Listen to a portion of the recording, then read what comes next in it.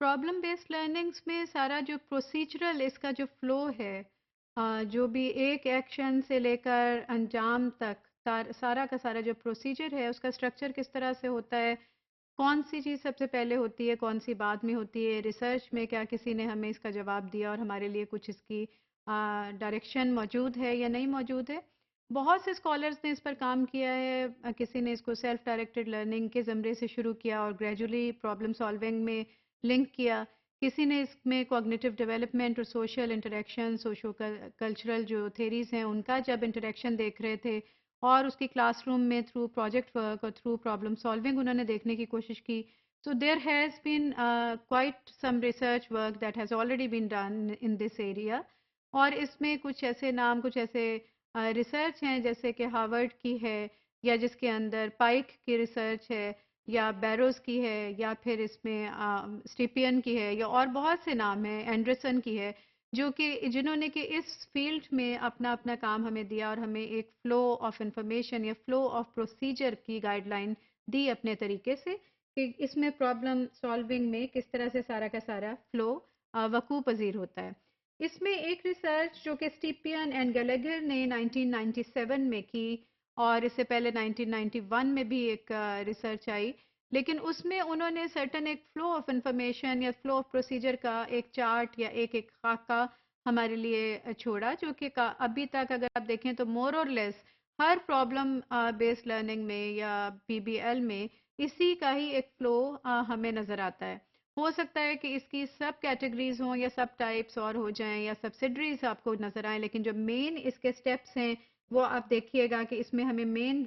Steps में 4 activities होती हुई नज़र आती हैं, जिसके अंदर के चौथी एक्टिविटी ही के अंदर एक छोटा और लूप है जो कि उसकी 5वीं एक्टिविटी या सब कैटेगरी हम कहला सकते हैं। सो नंबर 1 पे इसमें जब ये प्रोसीजर स्टार्ट होता है तो नंबर 1 पे सबसे पहले प्रॉब्लम एंगेजमेंट का तज़किरा आता है। ये वो स्टेप है जिसमें कि आप लर्नर्स को एक प्रॉब्लम या आप इंट्रोड्यूस करवाते हैं,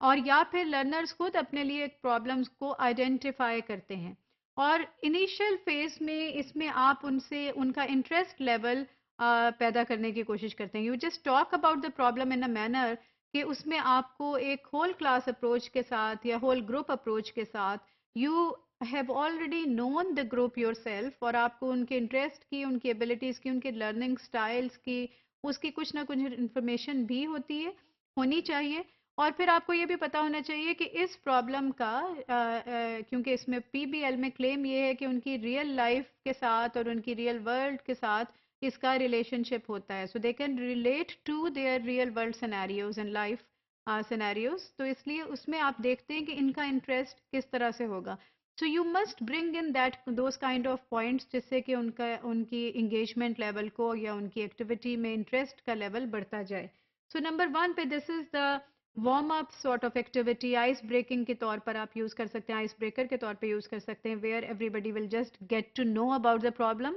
and they will find a connection, a relationship, and they will be able to relate to it। Number 2 step में आप सबसे पहले जो इसकी सब कैटेगरी को अगर आप देखें तो इसकी मेन कैटेगरी को you can just say that this is the step in which you are doing inquiry and investigation as a whole। लेकिन इसी की आप एक सब कैटेगरी ये भी है जिसमें आप प्रॉब्लम डेफिनेशन करते हैं। इंक्वायरी एंड इन्वेस्टिगेशन में आप एक जर्नली एक इंफॉर्मेशन के ग्रेजुअली एक्सपेंड करना शुरू करते हैं कि what is it all about, जब आप प्रॉब्लम सॉल्विंग ये प्रॉब्लम की स्कोप कितना है, और डेफिनेशन ऑफ प्रॉब्लम तक आप जब पहुंचते हैं तो आप उसको एक प्रॉपर एक स्ट्रक्चर के साथ समझने के काबिल हो जाते हैं कि okay this is the situation और this is the problem and this is the main objective and goal where we have to reach, and then you also have a pathway किसी हद तक आपका डिफाइंड होता है। प्रॉब्लम रेजोल्यूशन की number 3rd stage है, this is the stage जिसके अंदर के आपको ये मालूम होता है कि प्रॉब्लम किस हद तक